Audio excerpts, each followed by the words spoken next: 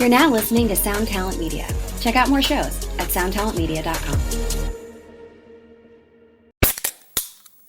Hey, what's up, everyone? I'm Matt Migaki, the vocalist of Cryptopsy and the host of the Vox and Hops Metal Podcast, where I sit down with fellow metal musicians. We talk all about their lives and music while sharing killer craft beers. If you've ever wanted to sneak backstage and share a beer with one of your favorite musicians, well, Vox and Hops is the podcast for you. This week on the podcast, I dropped a killer episode with Johannes Ekström of Avatar. There is this episode and over 440 other ones to help you enjoy life, metal, and craft beer. So what are you waiting for? It's time to become a Vox and Hops head. Cheers! Today's episode is brought to you by Sinasoid. Yep, those guys again. I just went on their website, fired up the cable builder, and I was able to whip up a 4-foot Canare cable with G&H plugs in approximately 2 minutes. So the thing is working pretty slick. I highly recommend running over to Sinasoid.com, link is in the show notes, and checking it out. And also, one thing I have failed to mention is if you're a student, maybe a teacher, and you got a .edu email address, they'll hook you up with discounts. Discounts, easy to put together your exact custom cable, and a 100-year warranty. And you still haven't ordered yet. I'm so confused. Disappointed in you. Not mad, just disappointed. I don't know if anyone else has ever told you this, but you remember in Wayne's World where they count down and nod? Yep. I just did that with the countdown. Oh, I'm actually nice. I'm still doing it. That's so rad. Ouch.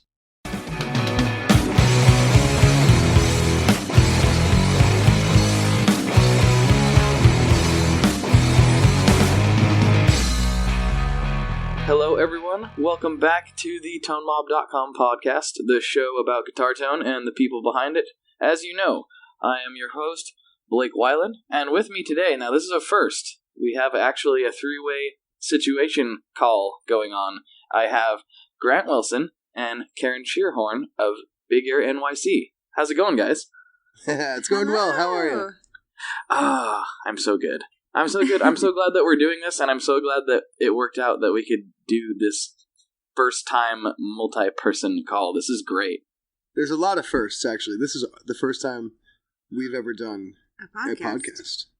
Oh, well, I've heard that before. That's everyone's like, I don't know about this whole podcasting thing. I hear you guys are shiesty, and I'm like, no, we're fine.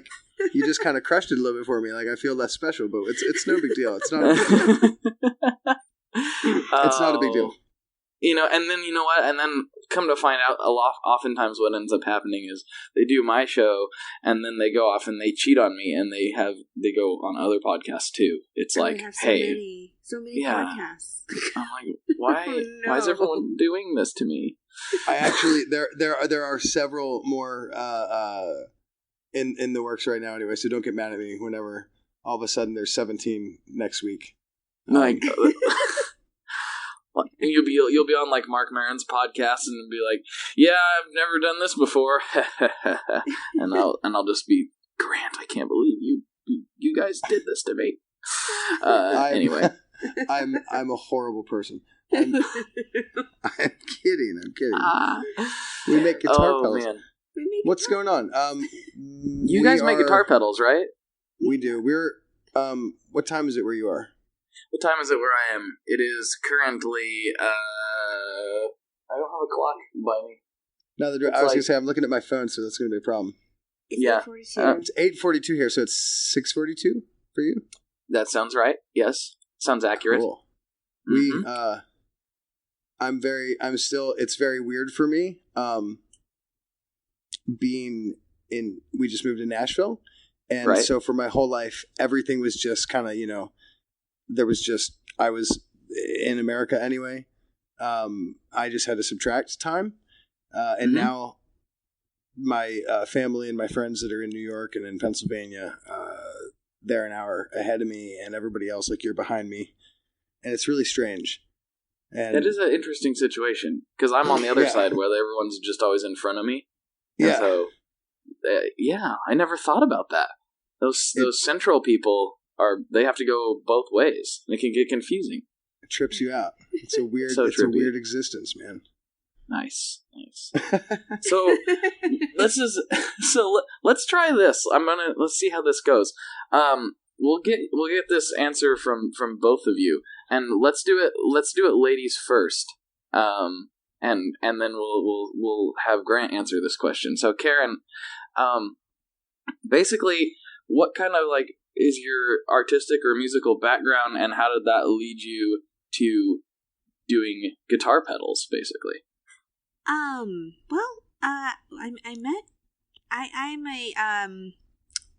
was a fashion designer, or I am a fashion designer, and I met Grant.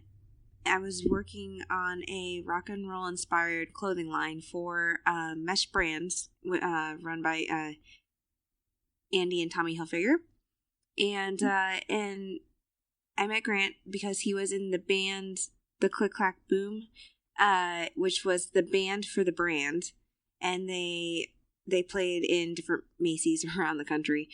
And we played all over. Not just Macy's, but for that specific tour, but it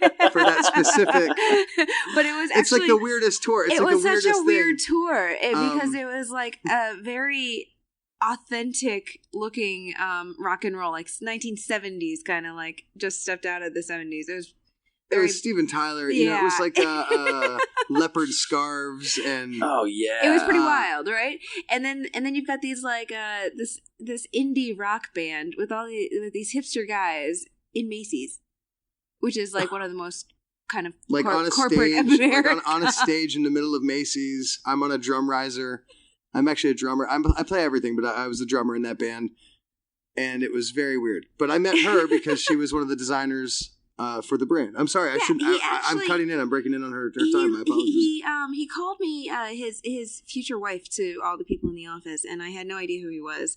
But you're just making me sound creepy now. But at South by, he actually approached me and said that he called me his future wife, and then I thought it was strange. But then we hung out, and then I started to like him, and one thing led to another, and we were in our Lower East Side apartment, and he asked me to draw something on his guitar pedal, and so I drew this sort of maniacal looking bunny, and it was kind of turning gears and wheels and things like that in a factory kind of setup, and which were actually the knobs of the pedal, and then Grant looked at it and said, "I love it.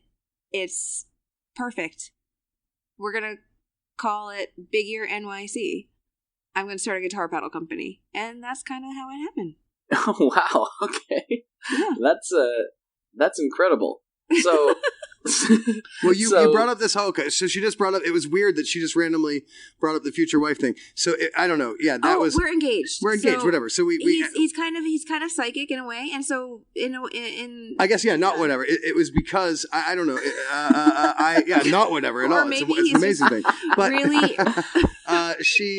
I just kind of.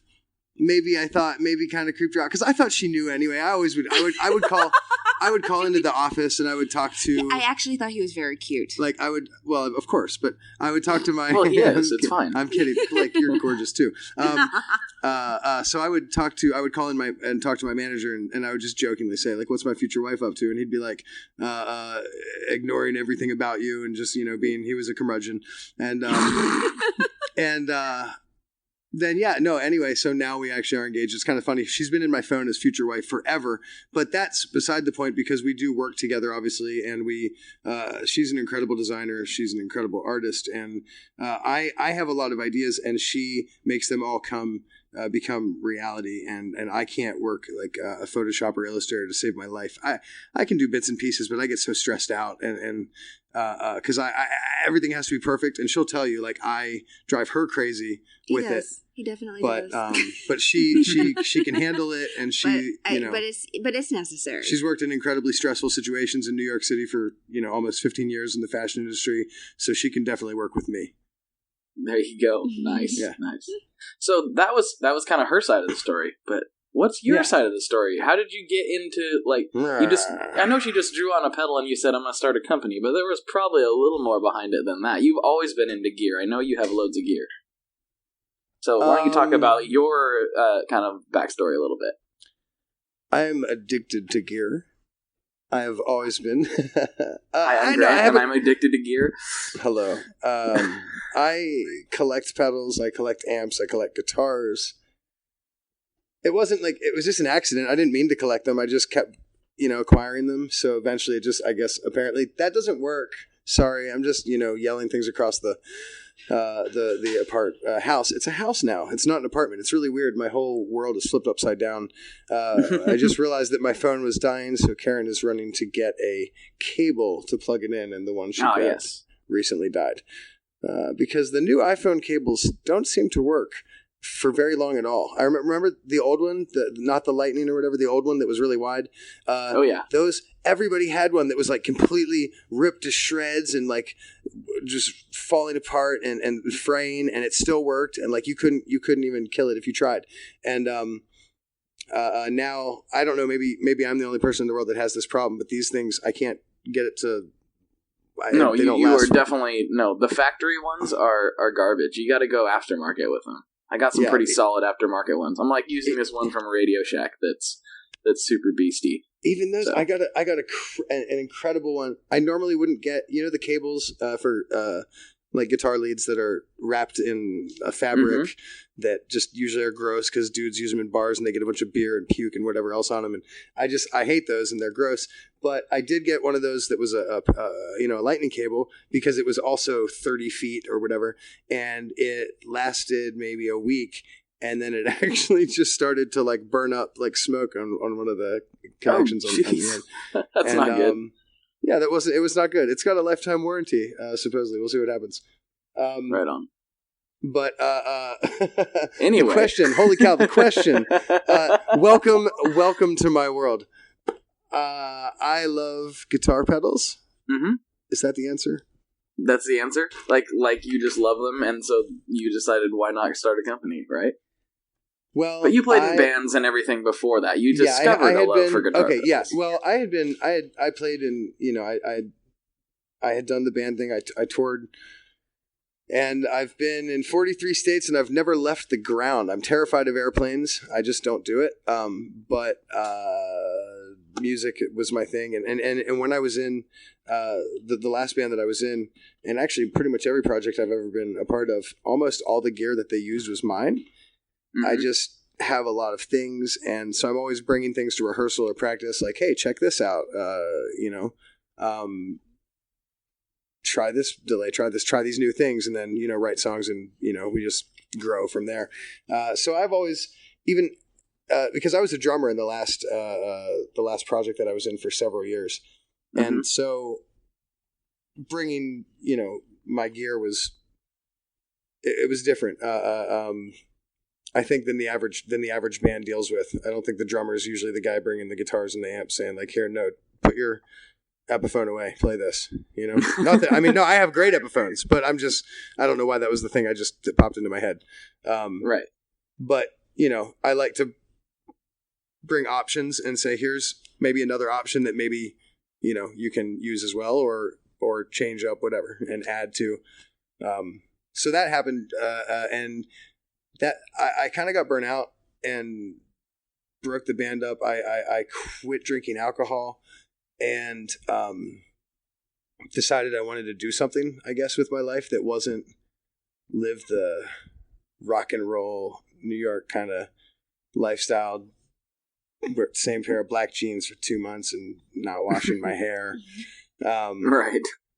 I still have an old Milwaukee in my fridge. That's now an old Milwaukee. It's old Milwaukee. It's a very, very, very old. It's like over 4.5 years old now. Ooh. Yeah. I don't think that is good for anyone to drink it anymore. Well, it's kind of a thing. It's like we just keep it as like a symbol. It's a symbol, but I'm also curious if there will ever be a time in the future where some guy's going to come over, or some lady potentially. I would only expect this kind of behavior from a guy, but just to come in and just to open like, oh, there's a beer in there, I'm going to take that. Be like, and when that happens, he will be getting what he deserves.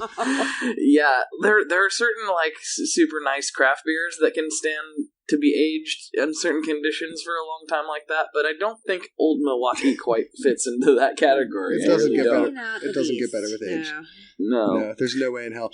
So then, okay, so I don't know. The lifestyle was, kind of eating me up, and so I didn't know what the hell I was going to do, and I actually, originally I actually got some drum shells, and I was going to experiment, and literally in our Lower East Side apartment, using our sink as as like a sawhorse to drill things out, and just wash the sawdust down the drain. It's really absurd, when you live in New York. If you think about it. And so, definitely doing drum fabrication or whatever in my apartment would not have been the best idea. And I had done several projects in there, and it was just crazy. And then, yeah, honestly, the pedal thing, I love pedals. I've always loved pedals. I have so many pedals. I've gone through so many pedals. I've been collecting those for a long time. And it was just kind of a thing where it was like, well, I hope this isn't offensive to anyone. I was like, because anybody could really do this for anything that you like, no matter what it is, even if it's whatever, bicycles, right? Find somebody that makes and designs bicycles and have them help you, I love guitar pedals. So, I did that. And Karen kind of, by designing that pedal, it kind of just made a light switch go off in my head and it's true. People love things that look nice, and that it just makes them feel. I feel like, especially in today's day and age with social media, it's pretty common, I think, for people to put up a picture of their new pedal. This is my new favorite pedal before they've even plugged it in. And not that that's bad. It's because it's so fun. It's kind of like getting a record, right? Like people do the same thing. It's like, this new record, and I love it, and the sleeve and everything about it, and it's almost ritualistic. Like I save when I get a guitar pedal, I save the boxes, I save the paperwork, I have everything. I love that.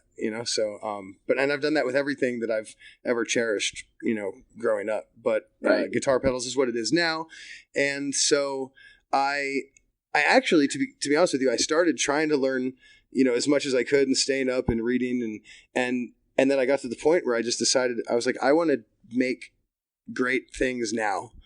And and I didn't have the experience to do that, so I just hired some different people to throughout now it's been, I guess we're going on 3 years, and I've just gotten a lot of help to get to where we are with designs, and specifically circuits and then building, contract building. Right now I'm working with Charles Bennett in Anaheim, California, that also runs his company Chuck Pedals. And this guy he's become a great friend of mine and has helped me out so much to up my game, because when I first started, this, I obviously, like I said, I didn't have the experience, and unfortunately, I wish I would have, I guess I can say that I wish I would have met Chuck first and worked with him right away.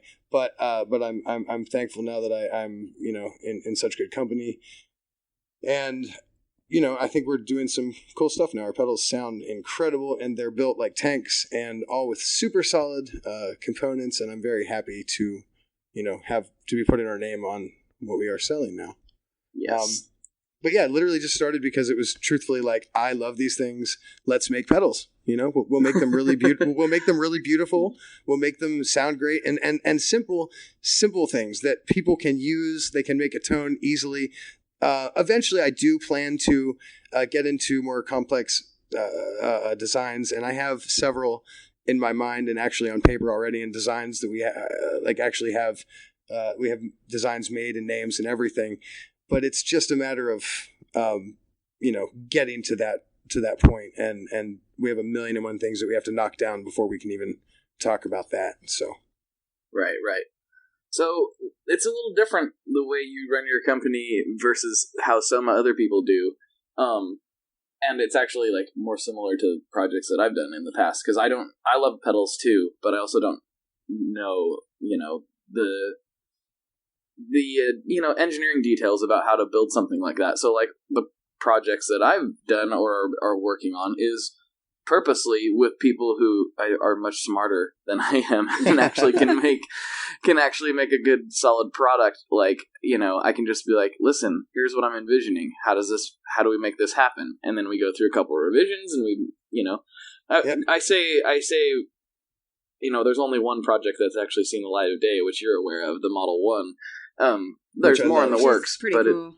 Thank you. Pretty cool. Yes, it looks fantastic. Well, thank you very much. And I can't take credit for that either. There again, I have to get people with that are better than me. So you're a fantastic director. Yeah, I'm an idea man, is what I've been told. That's what I do. That is in no way a bad thing. Yeah, so I got to give. I guess I better give credit where credit was due on that. No, if you can make it happen, you know, I mean, I guess a million people have ideas, but if you can actually make it happen, and you did, and it's awesome, you know. So yeah. Thank you it's very awesome. much. It's on my top shelf. It's on my pedal shelf. It's like my friend's shelf. It's all the people I know, all the people that made those pedals. It's pretty cool. Yeah. That's so rad. Very proud to own that pedal. We're down in Nashville. We have more space, and so we have a lot of like an area allotted for the bigger friends.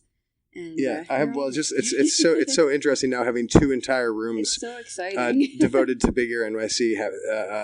Having, you know, an actual showroom side with all my amps and drums and guitars, so people can come and actually play pedals and play with a live band setup and hear the because, you know, you can hear a fuzz or whatever played, you know, because it was back in my apartment in New York, people would come and play just through an amp, and I didn't have a lot of options for guitars and amps there. I just didn't have the space. But now I'll have options as far as that's concerned. I mean, the room is wrapped with amps and just guitars everywhere. And like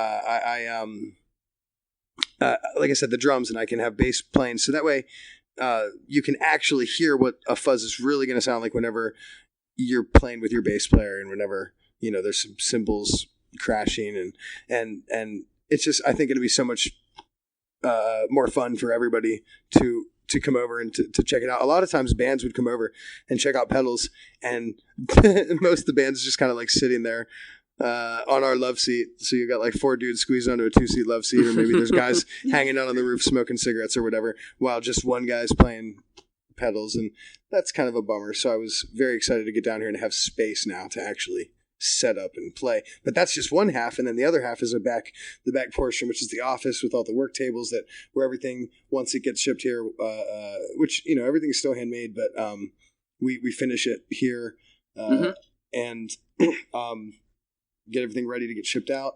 And now I have several stations where it works down, and it's just, I mean, I'm so excited about getting out of New York City. Has been very interesting as far as, you know, productivity is concerned, and my ability to think clearly. It's so much easier to do things with space, because it increases your efficiency, because when you have to tear down to set up, to tear down to set up for something different, it takes like 10 times longer. I think New York City is just the suckage of all time. It takes a long time to get places because you know, like, you know, you're by foot, or or you're, you know, on the subway, and then the subway is never running on time. It's super crowded. Yeah. It takes a long time to do things. It definitely benefited us in a big way being there. It's helpful to be here. And for sure. And now I'm glad we're here. Obviously, I guess, you know, I might as well bring this up. We're still going to be bigger n.y.c. It's a New York state of mind. You know, you're not going to take that away from us. We're you know, we just came here from Brooklyn. I guess the company is founded in Lower East Side. But Grant still drives like he's in New York. He's like honking. I'm the only guy that's honking at people. I'm like, apparently you don't do that down here. I don't know. I'm like, we don't do that. They don't do that here. I'm not obscene by any means. I'm not that guy. But I will say that it's kind of, you can't. People down here will just they have absolute and total disregard for the law as long as it's in the name of being nice, you know? And courteous. It's like they'll just stop in the middle of the road. Which is actually awesome. And it's like, that's really nice. I understand what you're doing, but it's green. And like, you just almost caused an accident because you're stopping for some silly reason that's not even like not a safe reason for you to stop on the highway. Right. You know, well, that's really funny. It's terrifying. I don't understand it, but I'm so getting used to it. I don't know. Like, I think your mind might melt if you come over here to Portland, because when I was just down in Nashville a few months ago, and I was like, man, what's up with everybody and their horns around here? Everybody's honking. Like, stop honking. We don't really honk. In Nashville, people were honking at you? Nashville people were, not just at me, just in general. Just like, there was just honking. That's so funny. Yeah. I'm hearing that a lot of New Yorkers are moving to Nashville. That could have been. We're doing it. It was all us jerks. It's a really interesting town. Like, I never want to come out of Portland, ever. But like when I was down there, I was talking to my wife. I was like, "There's a lot of similarities between Nashville and Portland. Like, I don't feel out of place here at all. It's kind of cool." And then, like, yeah, it's just great. I like Nashville a lot. I really want to come back. So it's an exceptional place. I mean, we obviously just moved here. I was just thinking, you don't have horns, but you hear a lot of bike horns. Like, you don't have car horns, but you hear a lot of ding ding. Right? No. Because they don't bother. They just do whatever they want. The bikers just yell and cuss and kick and spit and they'll just cut you off, and they're like, "What? I'm a bicycle." At least I'm not polluting the atmosphere. I'm just kidding. I'm not talking trash on guys that ride bike. Or anyone that rides bike. I actually love riding bike. I haven't for quite a while. I actually stopped because I had an accident in New York, and I kind of got a little freaked out. That's because you went out during a hurricane. Yeah, well, it was hurricane. What was that hurricane? I don't know. Sandy? Hurricane Sandy? Hurricane Sandy? I guess, okay, so, yeah, I don't know. It's not a good time to ride a bicycle, I guess, in a hurricane. But I completely flipped over my handlebars as I was riding in between parked cars on the right and moving traffic on the left. And somehow, I don't know how, I mean, I held onto the bike, and I don't even know why. I should have just let the hell go of it and just flipped over, but I somehow held onto it, and it kept, and actually, I don't know if that was maybe the good thing. It kept my momentum. It was moving straight, and it just kept going. It really, really scared me. And so after that, I kind of just didn't ride my bike for a while. But now that I'm back in Nashville, I'm excited. I have a couple bikes here. I'm going to start riding again. It's just honestly been entirely too hot, and the humidity, it's almost, the air is like 2% away from being water, so it's pretty hard for me to right now imagine myself wanting to get on a bicycle and ride at any reasonable time of day. But anyway, I love riding bike. I wasn't talking trash. Portland's awesome, and people out there, I feel like when, like in Colorado, but like those two areas, which apparently there's some other coincidence between those towns, but people love bicycles. And I also love bicycles. And I actually used to weigh... Freddie Mercury loves his bicycle. And I also love Queen. This is coming full circle. Right. I used to weigh... At one point, I weighed 297 pounds. You did? Then, yeah. Whoa. And then I rode a bike a whole lot. And then I lost like 100 pounds. And then I gained about another 20, 30 of it back on because, pizza and like antipsychotics and such. And so pizza, it was primarily pizza. It was pizza. I was on some pills for a moment that I shouldn't have even taken. Yeah. But the pizza especially. I should have always done that though. Yeah, you should definitely always do pizza. Always pizza. There was a place in Brooklyn that I miss it, called Nina's Pizzeria, and it was right near our place. And I would go there every day. Literally every day. I would not leave. I don't leave. They knew him. They gave him their pizza pan. I have one of their pizza pans. So really? It's like a big Sicilian pie pan, and so I can make delicious, Brooklyn style pizza, and it's like black. This thing is baked on, crusty, just like chunky, like it's made 1,000 pies. And so I'm trying to think. I'm sorry not to interrupt you, but why does the name of this pizzeria sound so familiar? No, how does it sound so familiar to me? Well, I've never been to New York ever. We follow each other on Snapchat, so if maybe it's possible that if you had seen my snap that day, maybe 2 weeks ago when I was in New York, I took a picture of Nina's Pizzeria and I said something about it. And I'm wondering, is that where, okay, so I know that just like in the last year, I know Tom from Tomcat, Yes. Did he used to work there or something? I know he used to work at a pizza joint. Vinny's, I think. He worked at Vinny's. Vinny's is like the super hipster but he lived pizza place. Not that Tom's super hipster. Tom is one of the coolest guys I know. I love Tom. We both love Tom. We both just said I love Tom at the same time. So now I think I say Jinx. We love Tom. You think we can we do this could we do like a 3? Like, can we do a 1, 2, 3? I love Tom. We can do that. Okay. But who's going to count it off, though? I'm going to do it. I'm going to count it. Okay. 1, 2, 3. I love Tom. Yeah. I put a little character on it. Yeah, a little spin. Yeah, hell yeah. And I hope, and Tom, you're welcome. Please loop that and make it your phone ringer. when I call you. Oh, that's great. Which is probably far too often. I don't talk to a lot of people, but I do talk to Tom. I like him a lot. And yeah, I like him too. He's a good dude. And in New York, it's hard to come by people that you can enjoy that much.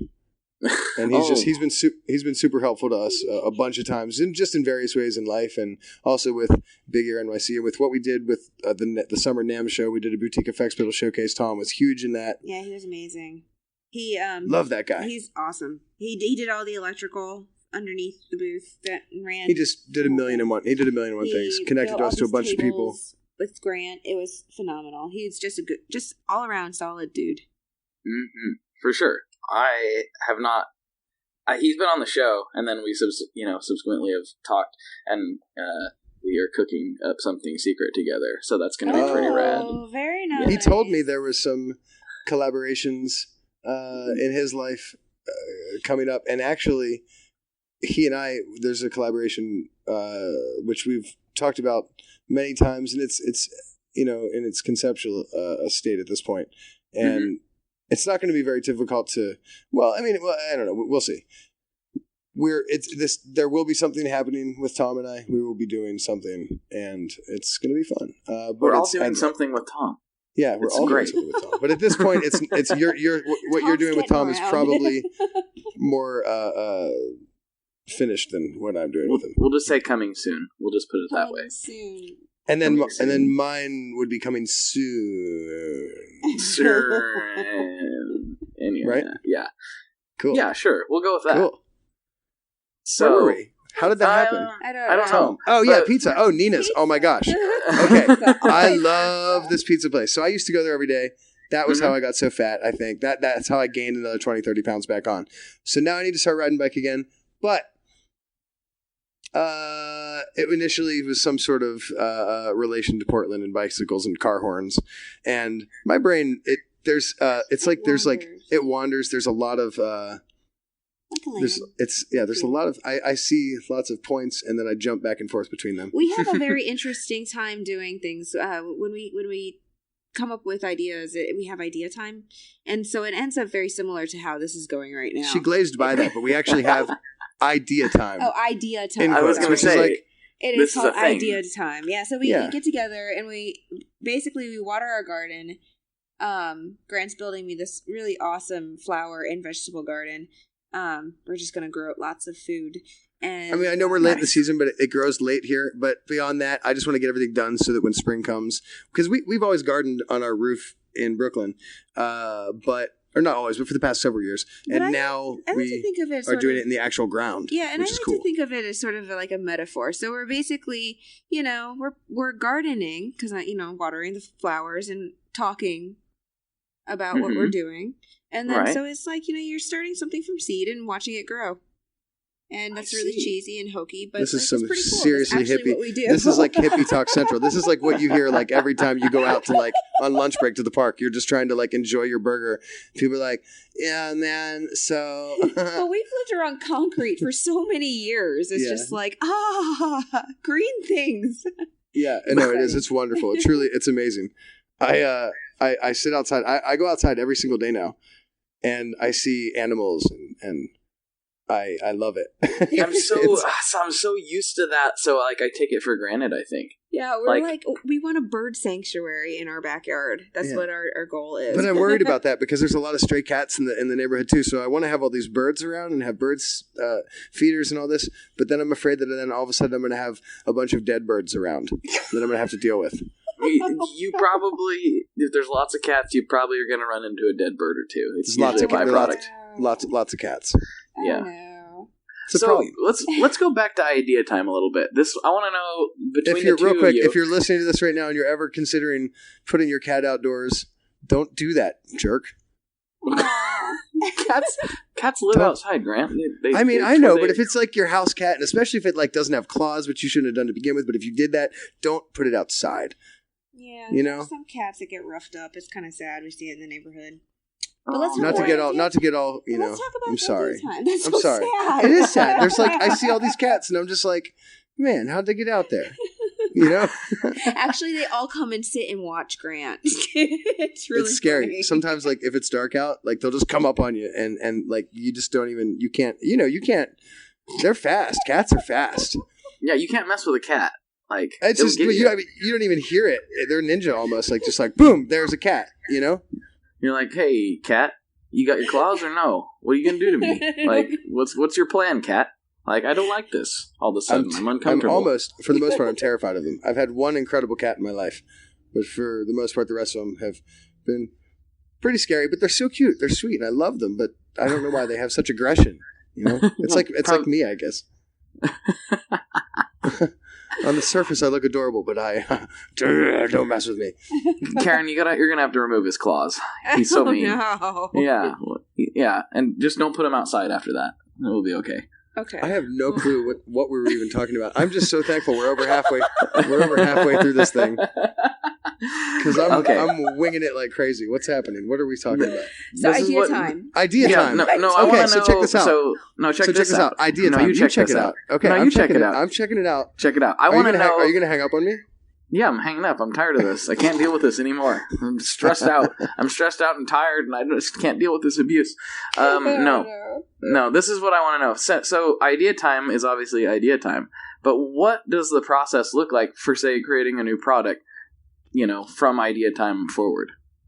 Well, I mean, idea time is not just bigger to begin with. I mean, sometimes we're coming up with cartoons and stories and just random weird things, and it's literal just ideas that run wild, and they could eventually come back to the brand or the business or whatever we plan to do with several other brands in the future. But for us, it's truthfully like sometimes, actually in most cases, it'll start from a name and, you know, like a desire to, you know, for a specific sound or a product to, you know, accompany that. And will now, because our pedals have such a specific look, they kind of, it's really easy. We kind of just, you know, use the same kind of form factor and just make it. It has a generalized sort of feel. But in the beginning, I'll say this: the first pedal that we ever that we put out was the Loaf Fuzz, and that Grant drew on a chalkboard. It was like we were on vacation with my family in upstate New York on Keuka Lake, and the house that they had rented had this chalkboard paint wall, and it was, you know, like 8 foot tall wall, and I just drew this pedal, and I had for a long time, we'd been working out, I had so many different ideas, you know, sometimes even with like graphics and full color things, which is funny because we ended up having some of the most simplistic, I think, looking pedals that are out there. Not in any way that that's bad. I love it. I think it's, I mean, I'm very, obviously I stuck with that because I do love it, but it was designed on. Thank you. It was designed on a chalkboard. I just drew it with a chalk outline and just came up with the name because we have bunny rabbits. At the time, we had just one bunny, and it's funny. Karen drew the bunny rabbit on the an initial pedal that gave me the idea for Big Ear n.y.c. long before we had a bunny. Then we got a bunny. And she does this thing called loafing, which a lot of bunnies do, which is where they like kind of sit on their arms and they kind of loaf. They look like a little loaf of bread, but like but of bunny fur. So Google bunny loaf. I promise this isn't a trick. This isn't one of those you know, waffle things or whatever situations. This is actually adorable. You actually want to do this. I promise you. Go to Google and look up bunny loaf or bunny loafing, and you know, go down that wormhole for a minute. Okay. They're adorable, and but it's funny because I was looking at it and I was like, oh man, loaf, that's perfect for a fuzz, right? Like round and like a loaf, like round and woolly and and like fuzzy and just like the whole thing. So I just wrote loaf and had this outline, and that was it. I mean, it was really simple. Put the name, and I was just like, it was just, oh my gosh, here it is. Let's do that. That's what it is. And then from there, we actually didn't even have the circuit, and had to go from there out. Started with an actual enclosure design and drill layout, and then it eventually became a pedal. In fact, the weird thing is, I was selling them. I started. We literally sold them off of the vector drawings. We did, yeah. We didn't even have photos of the actual pedal. I didn't even have physical pedals yet. I didn't even have the proto yet. We made cartoons. I had cartoon drawings for ads, like vector images, and I was selling them based upon that, and the verbiage of what it was going to be, and it was before I even had one. Whoa! So that's crazy. So I definitely do. I guess to come back to what you said before, I definitely do. I guess approach this a little different than some pedal guys. But it was like, well, this isn't going to be a problem because people can make fuzz pedals. So just I need it to be made like this and looking like this and sounding like this, and it has to have. It's a very interesting process to watch. Basically, like Grant will talk to his builder, and then and like what you said, like, and say like, I really want this. I really want a XYZ. I want a fuzz, and I want it to sound. But like to have this, and I'll even literally play samples of songs. Like, I want this snippet of a section of a recording. Like, if that sound is not in the box, I'm going to be very angry. Right. Mm-hmm. I'm just kidding, by the way. But about the being angry part, I don't really get that angry. And then listen to them, and then tweak them. Yeah, and just continuously tweak them and make them sound to where I think they sound good, I guess. And I guess I'm a little picky. Say that knowing how he is, to how it is to work with him, I have to say that Chuck is a very patient man. Oh yeah, because Grant is a very picky fellow. Yeah, which is actually what makes his product so good. But at the same time, when you work with him, it can be interesting. But it's definitely worth it in the end because they look really good and they sound really good. Yeah. So. And I think that's the two things you need to hit. Yeah. Really. I guess. And then they turn on. That always helps too. That works. Yeah. Yeah. Those are the big three. Yeah. Everything else is pretty much secondary. Yeah, that's interesting that you were selling them based upon the concept of them more so than the actual product itself. That's pretty cool. It was just kind of like, I guess we did a lot of graphics and a lot of kind of cute ads and just things like where like a cartoon of the loaf, like Bigfoot kind of knocking down the city, just saying the loaf is coming. And, and then we did the thing, it was like on pre-order, and we did $99 for 99 days, which truthfully was entirely too low. And I shot myself in the foot doing that because for a short period after that, it made people think, because the whole time we said like that, this is just a promotional price, it actually has a much, the retail price was, I think 165, but we were saying, or 145. I don't know. It became 165 shortly after. Cause here again, I've learned as I went along. And I think I've been entirely too, I want to be, it's hard because in the beginning I want to just be a nice guy and I want everybody to get a great deal. A really big heart. But it's like, it's at the end of the day, it is a business and I do need to get paid and I do need to like actually make some money from batch to batch and not just be like, I just broke even and now I have to figure out how to do the next one again because I gave, all my cousins and friends pedals and people. It's like, I can't, it's been interesting and I've learned and figured out how to settle an actual price. And, but like I said, in the beginning we did that. And so people were buying them. The price was right. And even though they'd never heard it, and it just looked good and it seemed, and I guess, I don't know if it didn't probably hurt that, n.y.c, it kind of puts in people's minds, skyscrapers and bright lights and like goodness and things like that. And because the look is very clean, and then we had the clean marketing and branding and everything, it gave an impression of it being like a bigger company. So yeah, I think we tried to make ourselves look, right out the gate, like not like we were brand new, right. I guess. And we frequently get people who will email us thinking that we're like a gigantic corporation, like a much larger company than we are. You know, we're like we're still like a fiance team. mom and pop shop, I guess, that are neither moms and pops, but moms or pops. But it's us, and Chuck and his wife Stephanie, who does help us or does help him as well. And no, they're married. They're married now. They're expecting a baby. A little baby boy. A whole pedal family operation. That's it's pretty crazy. Yeah, no, it's fun. It's fun. And so I have no idea. I have no idea. But what I think is really special about Grant and Bigger n.y.c. is that every pedal he has has a name. So we have like Frank and the Woodcutter, Loaf. Well, they're personalities. Everyone is a personality. And so that's actually how he views sound in instruments. And, they all have a soul. And they all, like, carry some kind of vibration of the earth, which sounds very, like, hippie. The weirdest thing is I'm usually the hippie one here, and she's just going all out today with all this. No, but seriously, it's a very personal kind of connection. She's literally floating right now. I don't even know how this. Whoa! but this is it gives first time we've had a floater on the podcast. This is amazing. Totally. But it's great because he's personally invested in it, and in a way that, like, I mean, some guys do it because they're like, oh, it's fun to make music and blah blah blah. But with Grant, it's a way of life. It is him.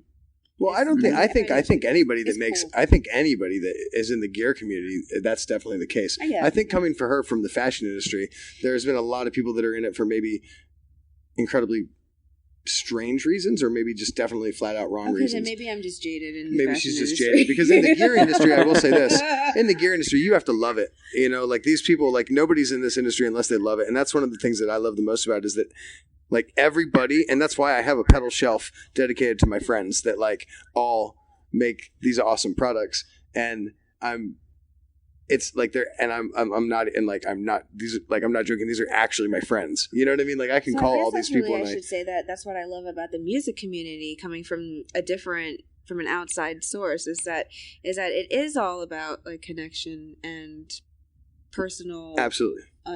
Love. I love that. And the thing is, and she's right though, like with the characters or whatever, with the pedals, like with them all being individual personalities, that is good too in a way, because especially from a branding standpoint, people love when people love their whatever their thing is, they really will love it, and people, whatever it is, if you now vaporizing like vaporizing is a huge trend, and dudes like they just love it, and when you love it, and it's like it's on your Facebook page and it's on your Instagram and it's like something that like it just becomes lifestyle beyond the product and beyond what it is. And so they associate that straight up to the brand and with these individual names and these pedals. I think it all comes back to, it's all the same thing. Like maybe that's entirely too vague. Maybe I'm sounding like the hippie now. I was gonna it's like Frank. It's like Frank. Okay, like possibly the weirdest podcast you've had yet. Yeah.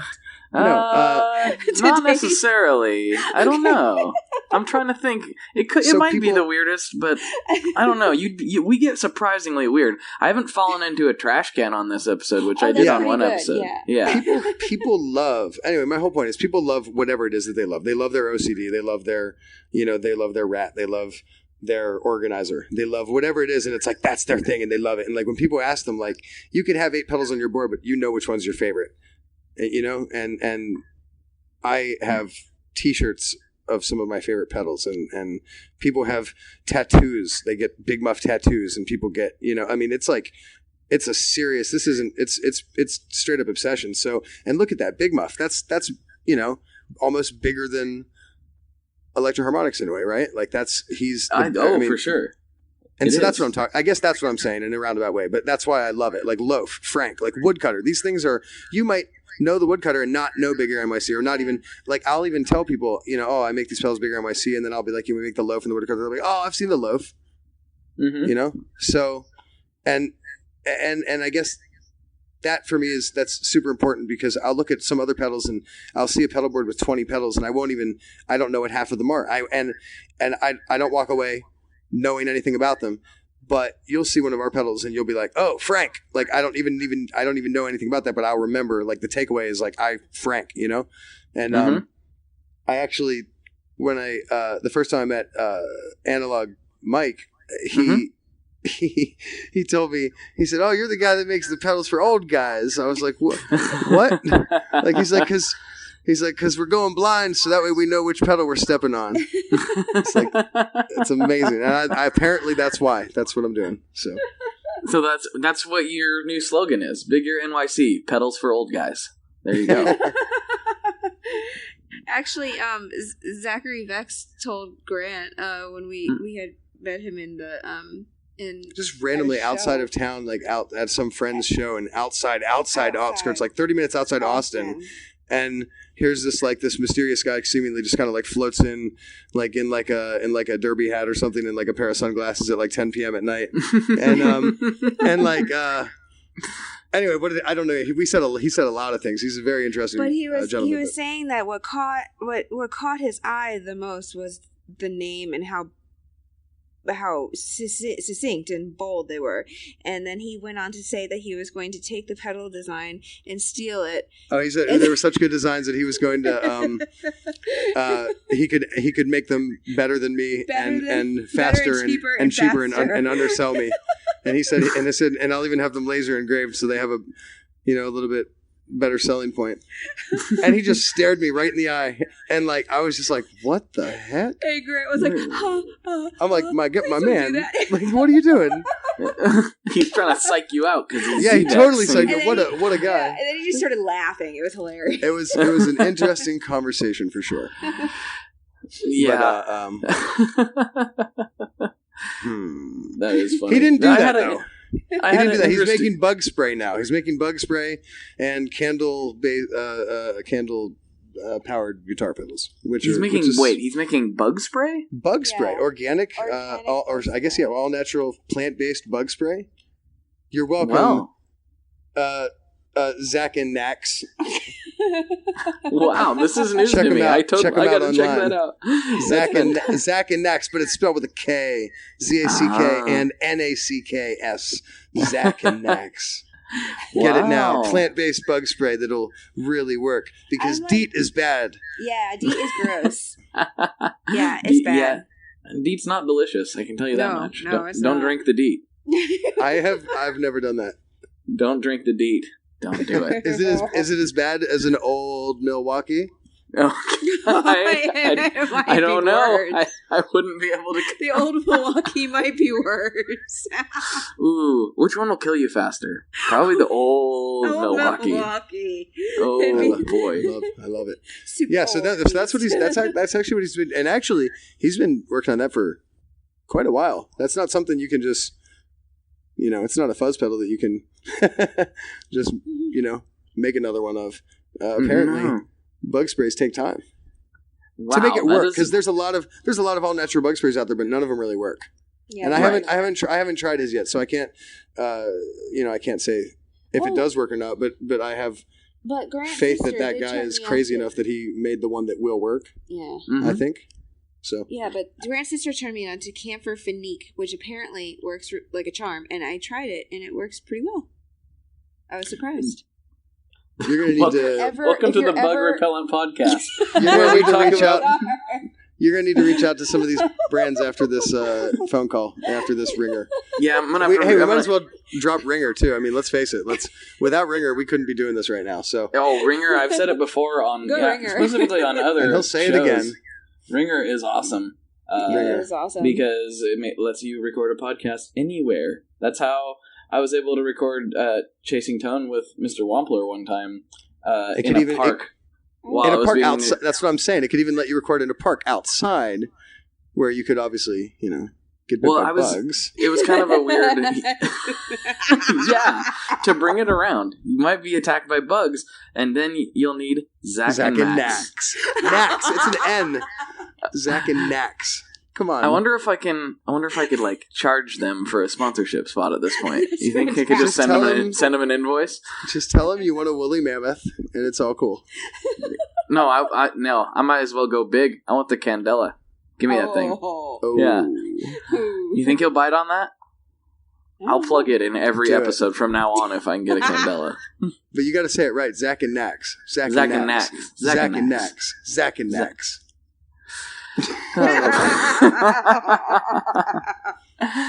All right. Okay, we're getting close to the end. Like a horrible college, like a college talk radio show thing. Yeah, where it's just like ridiculous laughter, and people are like, "What are they laughing at?"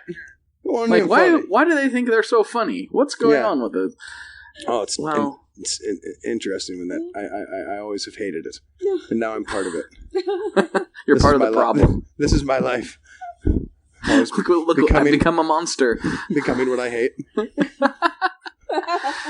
So I'm going to bring something. So we're getting close to the end here, and this could have been explored earlier. Yeah, celebrate. We screwed this all up for you, man. I'm very sorry about that. Not at all. No, it was perfect. But this is probably There's no way anyone made it through this, by the way. It's just us. No, I guarantee you. In fact, I guarantee you that there will probably be people who go back and re-listen to it again, trying to figure out what in the world we were talking about. So, there's that. That's probably going to happen too. Just so you know, this entire time, most of everything I said, I was just reading out of the Rick Ocasek Lyrics and Prose book. So if you need to reference any of it, you can find it there. All right. Noted. So this is a classic, and whether you knew it or not, you actually touched on a subject that is a classic Tone Mob question. But because I know you haven't listened to a full episode, you wouldn't know this. But here's a very important question for both of you. What is your favorite kind of pizza? Oh my! Oh my god! Sicilian. I'm dead serious. This is a question. Yeah. I love just a nice Sicilian slice, just cheese, sauce, and some thick. The dough. It's like doughy. Basically, right? it has to come from Nina's. And from Nina's Pizzeria in Brooklyn, New York. That's my favorite. It's got to be that exact thing. And I also want a side of garlic knots and a big cup of ice water. I chew a lot of ice. So that's Are you both in agreement on that? No, I don't think so. I like the you know what? I actually think that there's many different kinds of pizza, and so it's very hard, very difficult to choose. See, I really like the Sicilian, but at the same time, then you have the floppy, and then at the same time, then you have the gourmet pizza. So what about you've got like Mexican pizza too, and then you've got the whole different genres of them, and you can have the artichoke or like the Mexican pizza. Artichoke, it's like but they're totally different things. You can't really. Can you pick a favorite though? But that's what I'm saying. Can you pick three favorites? You can take a favorite. Top 10. I think I like the floppy, but floppy. I really like And what is that? That's a category of pizza. Yeah, floppy. All right. Floppy pizza. I guess it's like the That's your final answer. New York, like large slice. Oh yeah, like a big slice of it's just like a giant slice of pizza that like falls and flops. It's just like that you like fold and eat. I love it. Yeah. I love that. But I think that's just some like plain Jane pizza. But I think that's because I love New York pizza. Oh, I love that too. I definitely, if it's a plain old cheese slice, give me that too. But if we're saying any slice, I want a Sicilian. Yeah, it's got to be the Nina's then. The Nina's. Yeah. Because it's so good. And they crushed the floppy slice too, if we're going to call it that. Really I feel we shouldn't call something so sacred something such as that's a weird silly name. The floppy slice. That's a great pedal. If I was the marketing guy for a pizza company and someone came to me with floppy slice, I would just veto that immediately. Like, no, that's not going to work. You get out of this room right now, sir. You leave. You sir. What's your name? Johnson? Johnson, you're fired. You're fired. Get out of here, Johnson. Notice they had the floppy disk at one point. The floppy disk, and actually, right? And the flop. Well, okay. There's two floppy disks. You're not eating the floppy disk, but only one of the floppy disks actually was floppy. Right. Oh wait. So, what was your favorite dinosaur? Oh yeah. What's your favorite dinosaur? That was my favorite dinosaur? Yeah. Did you ask me that at some point? Well, I alluded to it. Or before we made this thing, I was joking with you. I told you I was going to interview you. So now, in my last 1 minute and 30 seconds, what's your favorite dinosaur? Oh, my favorite dinosaur. I gotta say, it's gonna be a toss-up for me between the Velociraptor or the Triceratops. Ooh. It's amazing how many people say Triceratops. I like me a Triceratops. See, she loves it. Everybody loves a Triceratops. Triceratops. Well, they just kind of they remind me of how I'd like to be, which is just chill, but don't mess with me at the same time. You can just hang out and eat stuff, but then Totally. at the same time, you don't want to mess with a Triceratops; they'll mess you up. So I kind of like that. Real quick. Yeah. Top 3 list of dinosaurs you would mess with. Dinosaurs I would mess with? That stupid little one that, I don't know the name of it, but it just runs around. It's like a chicken. I would just kick it. It would be no big deal that it was even a dinosaur. That's such a dumb little dinosaur. It's so stupid. I'd just, mess with that one. We've got 26 seconds. What's my middle name? What is your middle name? My middle name is Ziegler. Why didn't you know that? I'm offended. I don't know why I didn't know that. What's your middle name? What's your middle name? It's Daniel. Daniel. Daniel. Yes. Mine's Daniel. Park. Her name is Park. Her middle name is Park. Yeah. Gotcha. I don't know her first name. That's why she's still in my phone as future wife. I seriously have no idea what her name is. I have no name, apparently. 60 minutes, we did it. That's a thing. What's that? With the stopwatch. Well, we're gonna have to go over then, because now. Yeah, because there's one more thing that you have to do, which is tell everybody. And you have a lot of needless crap that we'd said that you have to cut out now. Yeah. So it's okay we're gonna need 40 more minutes of your time so I can actually make this thing. Yeah. No, the last thing before we close off, let's let you tell everyone where they can find you on the internet in all the various channels and places. If you are using a web browser, you can find us at bigear.nyc.com. We are on Instagram and Twitter and Snapchat, all of those places you can find us. Our name is Big Ear NYC. It's just 9 letters. No spaces. BIGEAR NYC. There you go. And that was very succinct, simple. And that feels like it was really thought out. You thought you were going to be on TV. Well, you made me feel like it was like radio time. That was radio time. That's what we needed out of you.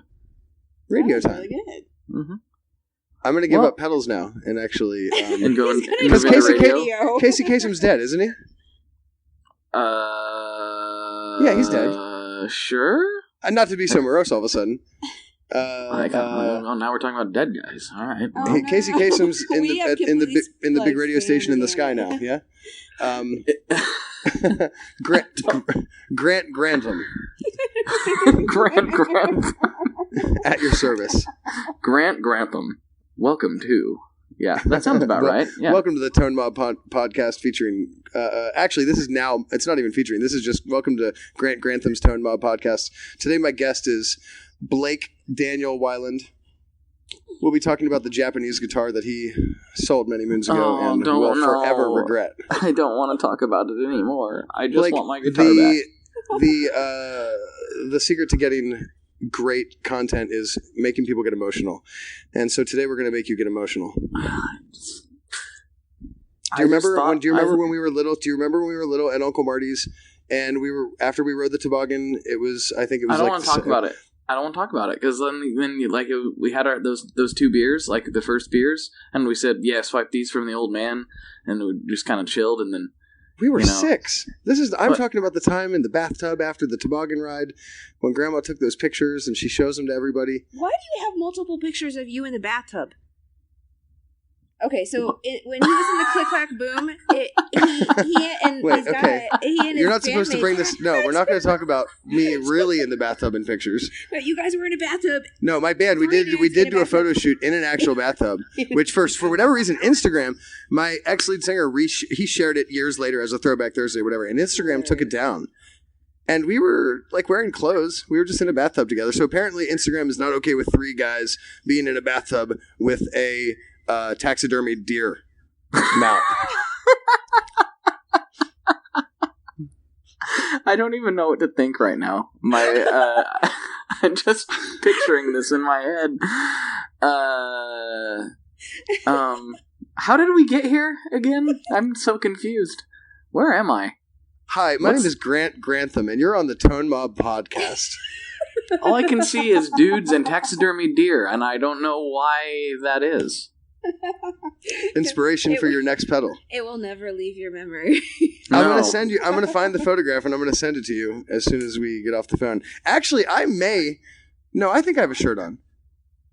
We all have our shirts. Yeah, I think you all have. At one point, somebody I think might have told me to take my shirt off, and I was like, "That's insane.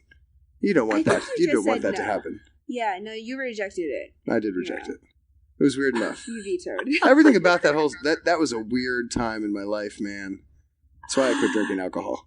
But yeah, man. I hope has it been enough? I My think soul. Can I go back to my trailer? This has been hard on me.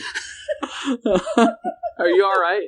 You need some chill time? You need time to recover from this thing that just happened? You know, the funny thing is, truthfully, normally I would say yes. This has actually been incredibly simple on me and easy, and I actually don't...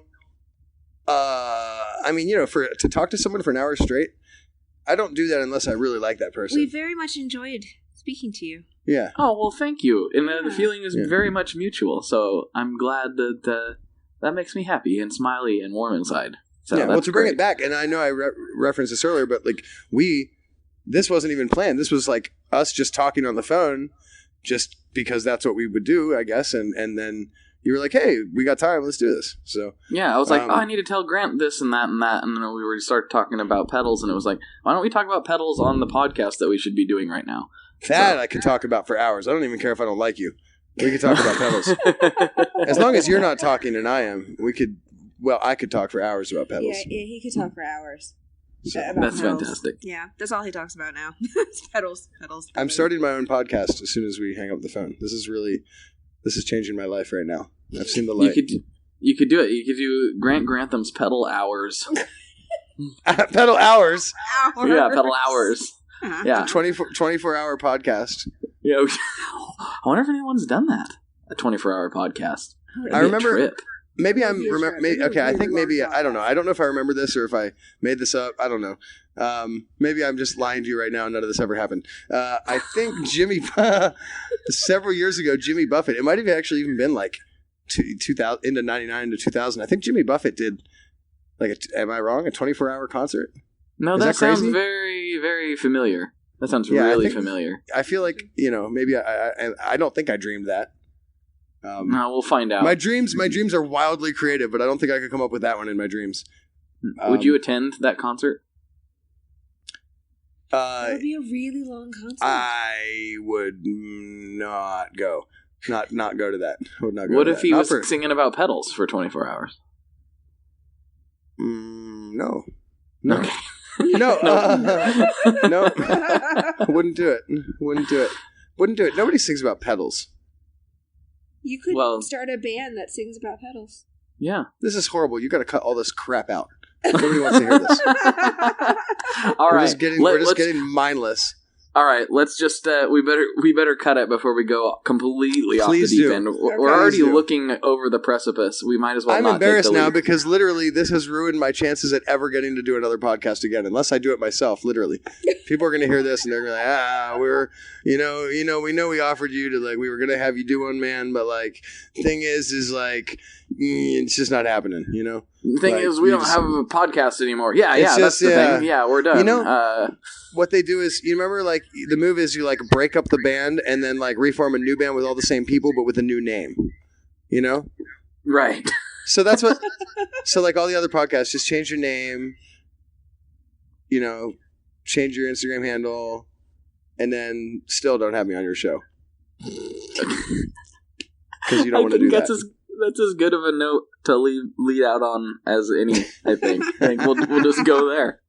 All right. So here, I'll go ahead and wrap this up then. Blake, thank you so much for having us. Thank you guys for coming on. It was amazing. So thank you. Here we go. Thank you. For Grant and Karen, this is Blake, and I say good luck and good tones. Yes.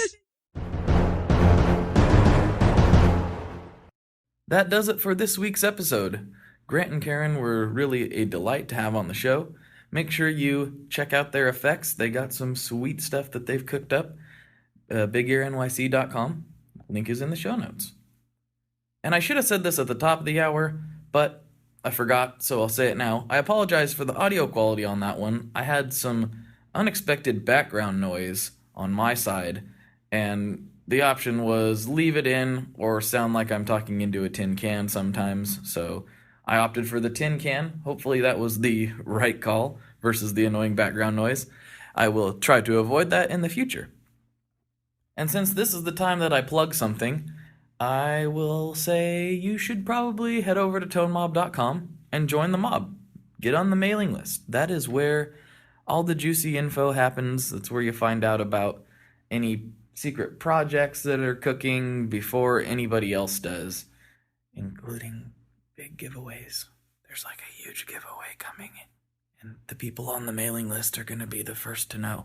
So make sure you hop on there, tonemob.com, hit the Join the Mob tab, and enter your info, and be privy to all the juicy information. Thank you again for tuning in. I hope you have a nice week, and I'll talk to you next time. One last thing before we totally sign off here, I just want to remind you that if you do any shopping at Stringjoy, that's Stringjoy guitar strings made in Nashville, that will help me out as well. As I've said for years, I'm heavily involved in that company, and I really do think they're making the best products on the market. So if you would like to try custom strings, go to tonemob.com/stringjoy and check them out today. I seriously love what the team down there is doing. I help them out with all kinds of things, and by you supporting them, you are also supporting me as well. And hey, you need some strings, so why not get some custom strings just for your guitar and playing style?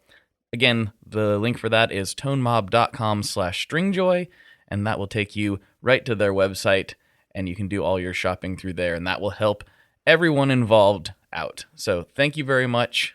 Talk to you next time. We are brought to you by the wonderful folks at Gun Street Wiring Shop.